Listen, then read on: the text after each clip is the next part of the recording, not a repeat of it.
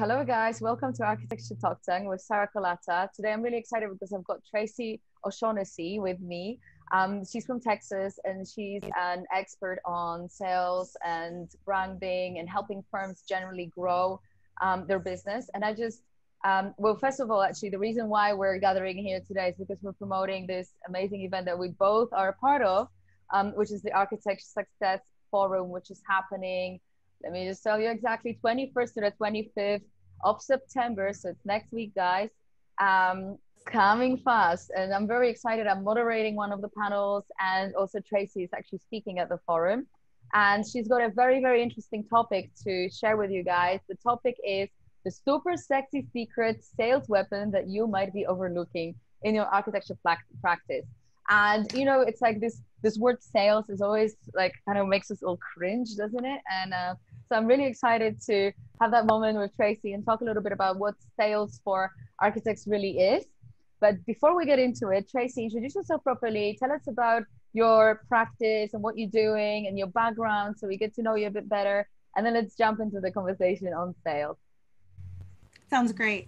Well, I am the founder and lead brand strategist at Branding and Beyond, and we help B2B firms in the construction industry and professional services firm look and sound credible online and off. And the whole purpose of that is we want to create sales tools that don't suck. We want badass firms to be seen as that, not to be bypassed or undermined or have a newer firm that's just packaged better get a job that you are perfect for, and help firms get out of their own way so that they're clear on what their value is, so that when a customer or a customer to be comes and checks them out, they're like, yeah, they feel it, and you get invited to the table. The whole point is first step is to get invited to the table. Exactly. And I think that, you know, like I said before, we always cringe about it because we think that we need to be these kind of pushy people that go in there and just like with one agenda of like, I want money from you, so I'm going to, you know, present you with what I have and what service I offer. It's not really like this at all. And, you know, one of the words that you mentioned already, and I kind of wanted to pick your brains about, is credibility. I think that really it's such a powerful approach to gaining trust and also sales for your business. So can you elaborate a little bit more about that? Like, how can you make yourself look credible, and how can that really help your sales in your practice? Yeah, of course. So to me, sales is really offering to help. That's all it is. And the goal is to get to that point where you can offer. But before you can do that, you need to earn credibility over time. And you know, when it comes to AEC sales, these are high risk opportunities for the customer. They need to feel confident that they're choosing the right person to work with, because it's going to be an intimate relationship for a long period of time. So not only do you have the skills, but does your team have the personality that's going to work with me? And it's very similar to what I do with rebranding companies and their marketing and sales tools. It's very intimate. I've got to get in there. I've got to read between the lines. I've got to find the things that are brandable for them. And, you know, the personalities need to work together. And it's no different in the AEC world, because we've all felt it when it's not a good fit and when it is a good fit. You know, when you do your best work, it's so much easier to get to that point of doing your best work when you've got that good fit. And, you know, you're not being, use the word again, undermined by, you know, a poor fit client. And you took it because you needed the work or whatever. So the whole goal is to, especially with branding, is to attract the right type of work that fits your core values, fits the kind of work that you're really, really good at, so that you can do your best work for yourself as well as for them, and make it so you enjoy your job. Because we've all had the projects where it was a struggle, and we don't want that. And good branding will actually repel the people that are not the good fit, and will attract more of the people who are the good fit. Like when they get to your website and they read they get past the look, you look credible, and then they start reading it and they're like, these people are for the same things I'm for. They get me. And, you know, hopefully if we do our job really, really well, they get goosebumps. So they're like, finally, I have found the firm that gets me, that does the type of work that I want. I have confidence that they can do this level of work because I've seen it in their portfolio. And then they call you, and then it just gets even better, and it gets tighter, and it gets tighter, and they're rooting for you during the RFP process. And sometimes, hopefully, you'll go over the RFP process altogether and be chosen right there. Or you'll get the inside track on the RFP process. That's when it's really sweet, is when they start showing you other people's proposals to get you to help them do an apples to apples comparison. And that's when you know you've done your job well, and you've connected really well, and that you've demonstrated that credibility. But there's lots of ways to do that. You can do it by, you know, being seen, writing articles, being out there, displaying your point of view and your personality versus just being another architect. You know, because a lot of architects, a lot of construction companies, a lot of engineers, they're their category. I'm an architect. Oh, you're more than that. You're an architect that specializes in, you know, blah, blah, blah, whatever it happens to be. But I think so many of them, you know, they're their category. And then what you're actually doing is you're blanding, and you're not branding. You're blending in. And why would I choose you?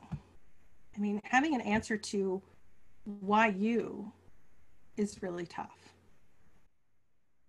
Yeah, exactly. Because I just think that, you know, in the real life, the way it works is that you know, let's just say a client needs an architect, and we might think that certain projects, pretty projects we put on our website speak for themselves. But in reality, if a client is looking for a specific problem to be solved, and they see a completely different, like maybe scale of projects, or a different, you know, just different genre being covered, right?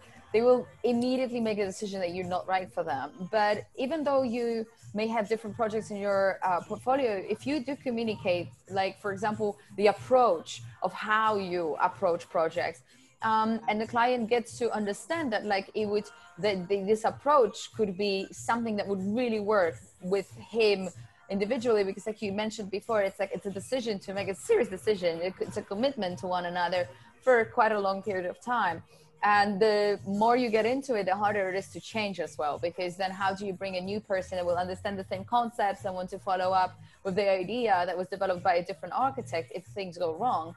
So you need to kind of think about that process and really think about what piece of information about who you are could really like help the client make a decision that you're the right person. So it's all about communication and how you put that message across.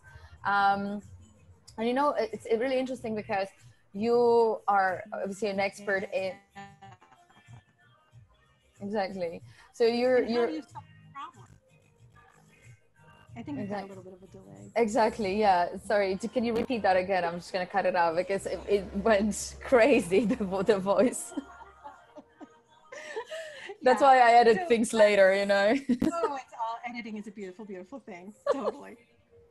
But to your point, case studies on there and really talking about how you solve problems. You know, we ran into this, and this was the solution, and talked through it, because it's personality, it's specialty definitely helps. Like if you've got a specialty, then you're going to be more top of mind for somebody, versus if you're a generalist, which a lot of people feel safe being a generalist. But I mean, if you equate it to a doctor, if you have a problem with your back, you're probably not going to go to your general practitioner. You're going to go to a back specialist. You know, you're going to pay more. You know, it's going to be tough to get in their schedule, and you're fine with that because you want to go to somebody who knows that thing. And it's very similar in specializing, but some people feel very uncomfortable doing that. But demonstrating problem solving, and that it's, especially in a way that it's not about you. I mean, we need to be empathetic and think about it from their perspective, because they don't really give a damn about your company. They really don't. And a lot of presentations are all about me, and look at all these awards and look at all this great stuff. But what they really care about is, can you solve my problem? Do you care about my problem? And do you care about my customer? So if I'm building a commercial building, it's not for them, it's for their customers. And like in design and web design and things, we have to think about the user interface. It's no different in architecture. So if I go somewhere and I feel that they understand that empathy, that they are empathetic, and then they think about it from my perspective, from my customer's perspective, and the flow and how to make a building more efficient and not only energy efficient, but for the humans, and that they're very thoughtful, versus going to a website that's just pretty pictures of a portfolio with very little content. A lot of them are just all visuals. Well, one, you're missing that opportunity to have a conversation with me. And you're also not having a conversation with Google either, because you don't have words on there that spiders can actually catalog. But I think the more you can convey your point of view to architecture, the better. And not do it in a jargony way. You have to be as clear as possible, so that, and think about it from their perspective. It's all about demonstrating your empathy as well as your skill set. Absolutely, absolutely. And I really have to ask, because obviously your expertise is all in sales, growth, and branding, and you serve the community of architects, but also engineers and practitioners that are kind of around the topic of design and architecture, but not specifically architects. And I think that gives you a specific outlook into a certain way in which we as architects perceive sales and growth. And I just wanted to, ask you, what do you think about the fact that our main sales strategy is referrals? Because that's what it is. That's how we survive in the business as architects globally. What's your outlook on it? Well, referrals and repeat are amazing. They're great, but there's inherent flaws in there in that they're not predictable. They're not repeatable. You become a waiter, and you're waiting for a repeat or referral. And you might have a referral engine where you have a way to generate, but many don't. And, this is a relationship business. Therefore, I don't need to spend time or money on marketing or branding, or sales just happen because of repeat and referral. And sometimes that flow just happens and it's great. But there's, like I said, inherent flaws. I have a construction company who was very positive about their flow. They're like, we're good. We don't need anything. Well, I'm looking at their sales team or their biz dev, however you want to talk about it. And they're all in their, 50s. Some of them are in their 60s, because it's a firm that's been around for 30 or so years. So these are guys that have been there for a while. And all of their contacts are about that age. And I was asking, well, have you started cultivating relationships with the younger people in that firm? No, so-and-so is the top person there. We're good. Well, what they're not thinking about is retirement. I mean, that's one big gap that instantly you can lose your main contact, and they could be amazingly connected in the industry, but now they're gone. And did you go past them? Did you help cultivate other things and not get comfortable? I think comfortable is a tough place to be, because well, it feels good, but you're about to be disrupted if you're not thinking about cultivating relationships within the firm beyond that one contact. And also, are they thinking about going somewhere else? Are they going to take you with them? And so this group of people that are sending you referrals and repeat, really thinking about how solid that is, and looking at your whole suite of customers that come that way. Another thing that can happen with repeat and referral, especially if you're not branding yourself, putting out there who you are, what kind of clients you want, you are just assuming they know that. And you could start getting like category referrals, and not like the best ones. They're referrals, and but they're not the best ones for you. And you are to a point where you're taking what people are sending you and you're like, it's work. It's a problem I can solve. Well, is it the best work? Because I went down this route, and I call it my big losing my give a damn of 2015. And I took repeat and referral, and it was great. I was busy. Things were great. But because I wasn't putting out there how I had evolved, how my business has evolved, how I was shifting, I was getting people being referred to me for things I did a couple of years ago. And I took it, you know, why not?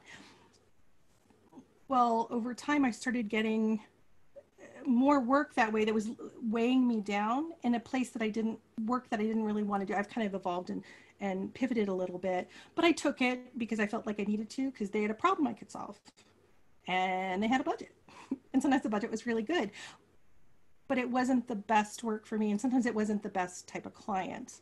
I got a passive aggressive. I don't know if you've ever worked with a passive aggressive client, but I hadn't, and I thought I was going crazy, like gaslighting, the whole thing.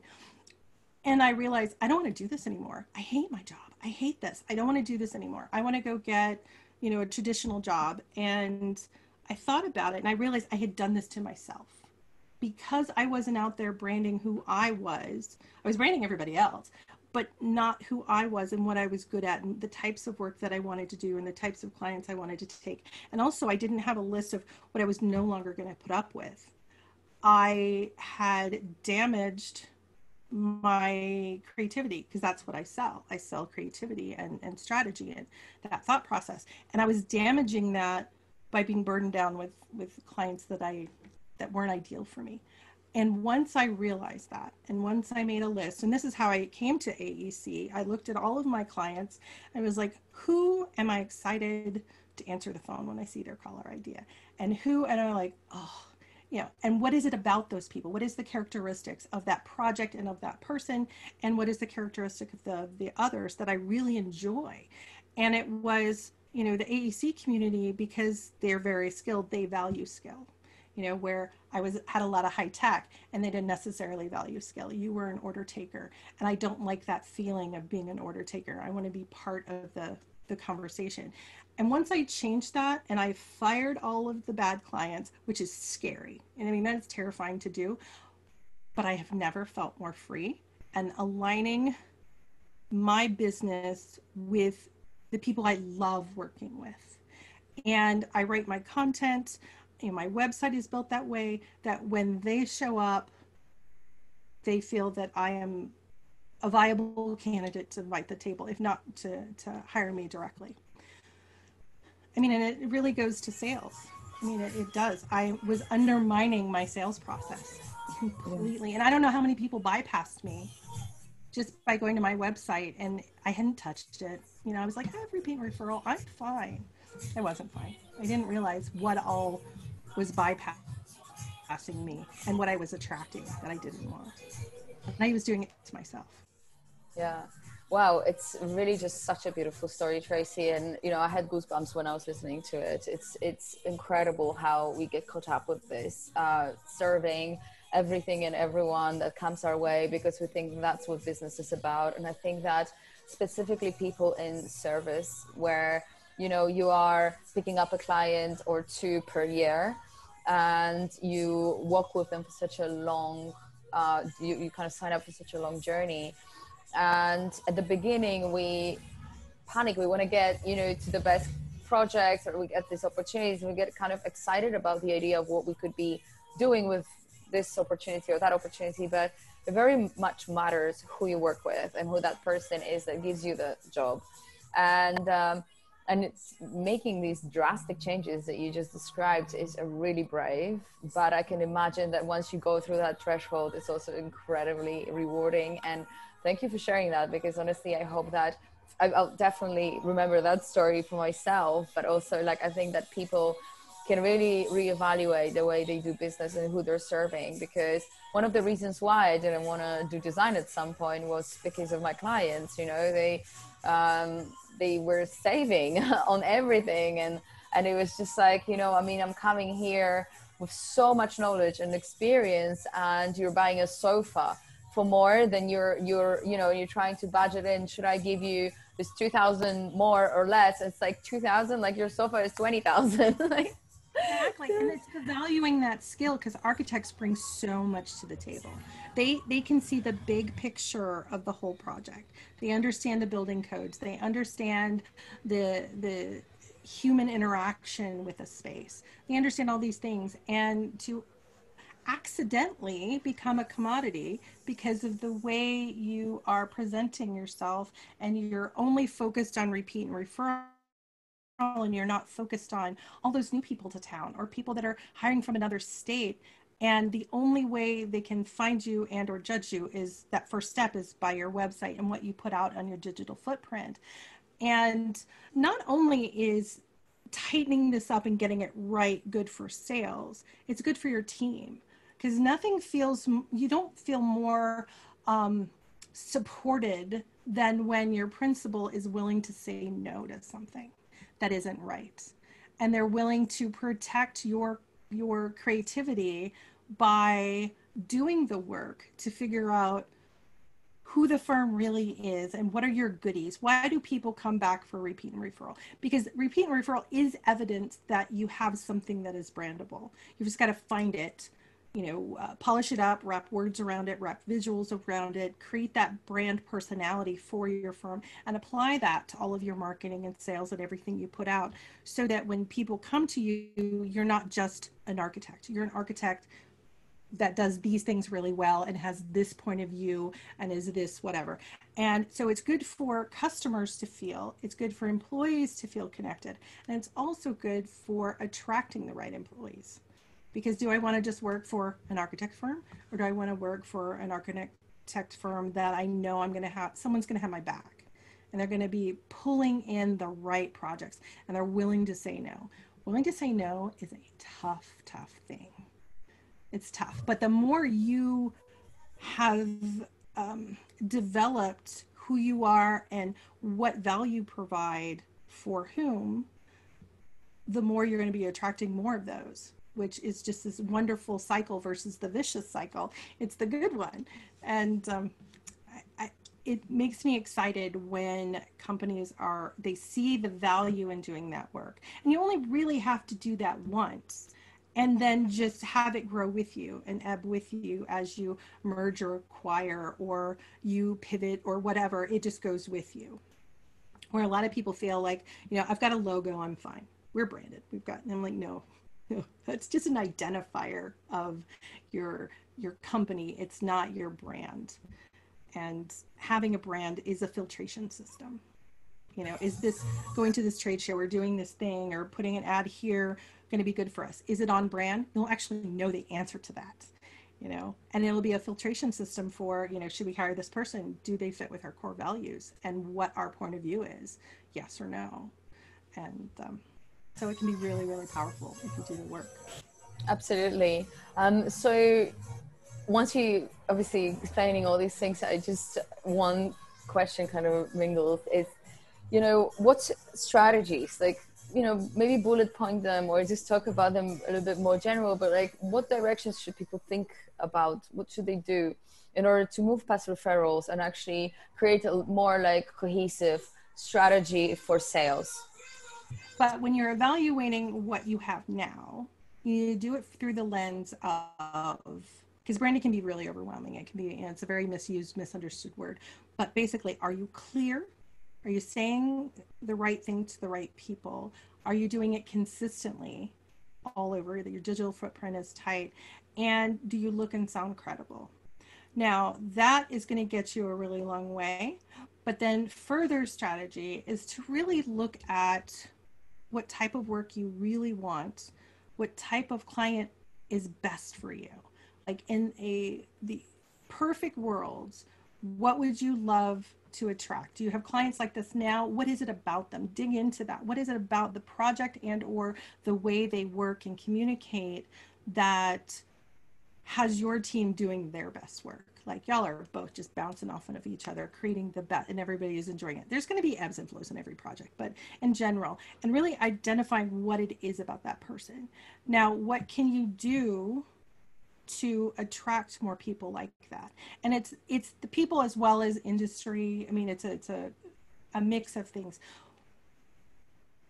But get away from attracting anybody with a problem you can solve, a pulse, and a credit card. We need, or a checkbook. We need to go beyond that. They need to bring more to the table than just money in a project. And it's not their fault, it's our fault. We need to really dig in and find in what do we want? Who are we? What is our value that we're providing? And who are we made for? I mean, that's really it. Who was this business built to serve? And it's not everyone. I mean, it's not. You can't be everything to everyone, because you'll have to water yourself down so much to try to kind of appeal to everybody. And that is going to make you blend in and not stand out at all. So you've got to figure out who are you built to serve and be willing to say no. And the willingness to say no can ebb and flow too. So when things are tight in a pandemic, you might take some things that you might not have taken before because you need money in the bank. But as things get better, you tighten that. It's like a red velvet rope policy of who you're going to let in, and what energy are you going to let in your business, what types of project, what people. And so I think that was a very long answer to your question, which I can boil down to, you have to figure out who you were built to serve. Amazing.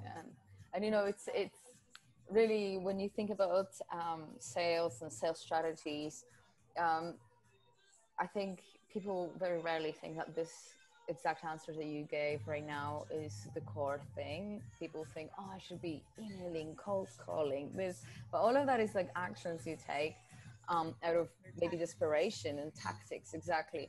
But when you really connect with like the core value of your business and your deep why, like why are you doing this, out of a sudden a completely new strategies emerge. And I think strategies, the kind of the difference between strategies and tactics is that strategy can be like long lasting and look for like into a real kind of outcome, whereas tactic is like, oh, that person does that, so I'll do it too because it works for them, or you know, you just jump from one solution to another because you think that that would solve your problem. But what it does really just like disfocuses you, and it contributes to in a way also procrastination, because choosing all these different paths and doing all that stuff at the end, you're actually feel like you're doing something. Yeah. You know, you're checking things off a list. We're addicted to checking things off a list. You know, I did this and I did that. But if you back up, and just like architects can see the big picture of a building and the people who are going to be in it and the construction and the zoning laws and whatever, you need to do the same thing to your marketing. You're like, these are the people we are meant to serve. Where can we find them? What do we need to say that they will get it? Like, you really need to jump over yourself, put your arm around your perfect client, look back at yourself and say, okay, I'm this person. What do I need to see and hear and feel to know you're my person, you're my firm, you're who I need to work with? And the more you can do that, the more competition is going to fade away. The more that price becomes irrelevant, and you won't be a commodity price play. You'll be more of a us. We are the one you need to work with because we are less risky. We get you. We have these core values. We have this point of view on building. We have this style that we do, whatever it happens to be, whatever your goodies are. The perfect client, more of them will start showing up. And other people will be like, they're not for me. They either look this way or whatever, and they'll go somewhere else. And that's great. You want to, some people feel like, I need to be everything to everybody. I need to be in every vertical. I need to, all of this. You know, some companies can get away with that, but the majority of us can't. You know, we don't want to be dismissed before even a conversation. It's not fair. In fact, it's rude. So if somebody has the perfect project for you and you are the most amazing fit for them, but they deemed you unworthy or they couldn't even find you, it's rude, because now they have to go hire somebody else, and you would have been amazing for them. It's your fault they didn't find you. Absolutely. I absolutely agree. It's, yeah, I think it's your, you know, them responsibility to be foundable, especially if you're good. I mean, honestly, if you're good and if you can provide incredible service, it's your responsibility to put yourself out there so that the clients that really deserve you and need you can find you. I mean, it's just... And be referable. Like, I'm an evangelist personality. There are a lot of, if I find something good, I want to tell everybody about it. But sometimes it's so confusing and hard to figure out how to describe them that sometimes I'll go through that trouble, but a lot of times I lose my give a damn to go through that trouble to how to figure out a way to describe them and refer them. But if you have done this work, you're going to be filed in people's heads under a certain category that when they run into somebody, they're like, oh, I've got the perfect person for you. But if you're generic, you don't get filed away very well. You kind of get thrown in the corner with all the cobwebs and other things in the corner of the mind, if you get there at all. Exactly. Absolutely. So guys, if you want to hear more about sales and the super sexy secret sales weapon that you can be using today for your business as an architect, please tune in next Tuesday, 5 Central, with Tracy on her panel or her speaker. What is it? Speaker. I'm gonna have to cut that out. Exactly. For Tracy's speech. And remember, Architect Success Forum. It's at September 21st to 25th, 2020. So just a week from now, go to the website architectsuccessforum.com and sign up there, buy a ticket and join us. There is a lot of incredible speakers and we'll be covering a lot of topics related to business branding, marketing, content creation for architects, sales, growth. It's just a great way to spend that week focusing a little bit on your attention on your business. Perhaps you'll get something really worthwhile to get implemented into your business today. So welcome and thank you so very much, Tracy, to take the time to talk to me. I think you shared some really incredible points that I will definitely carry with me into my career as well. And I just feel very inspired and thank you for that energy and your honesty and genuinity. You're just such a genuine person, really, and it shines. And I think you're doing the right type of job representing yourself and your brand as well, with just the way you share your story. And I think, guys, as you listen to it and watch it, learn even from the way Stacey does this, because I want to sign up for whatever you're selling, Tracy, seriously. I really appreciate it. Thank you, Sarah, for inviting me to a conversation, because I think it's needed. And I'm really looking forward to the forum next week, because it's only a couple hours each day, so it's not overwhelming, not going to get into people's work time. And I guess it depends on what part of the world you're in, but it's just a couple hours each day, and then there's a couple panels and open discussions, and each session's going to have Q&A. So if you have questions, we can talk through it and so forth. So thank you very much. I really appreciate it. Thank you. Thanks, guys, as well. And see you all at this Architect Success Forum next week. Bye.